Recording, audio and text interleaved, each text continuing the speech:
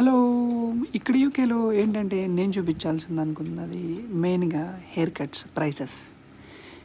నాకు తెలిసి యూకేలో కటింగ్ చేసుకుంటూ బతికేయొచ్చండి. అసల మన నెత్తి మీద వాడు సిజర్ పెడితే మినిమమ్ 2000 నుంచి 1500, 1500 నుంచి 2000 ఒక్కొక్కరికి. ఇక్కడ మావోడికి చిన్నోడికి విహాన్ రిచర్డ్స్‌కి కటింగ్ చేపిద్దామని తీసుకొచ్చాను. మినిమం చిన్నపిల్లలకి కటింగ్ వేస్తే ఏంటంటే 10 పౌండ్లు ఏరియాని బట్టి. మాది టౌన్ సెంటర్ సైడ్ కాబట్టి 10 పౌండ్లు అంటే 1000 రూపాయలు.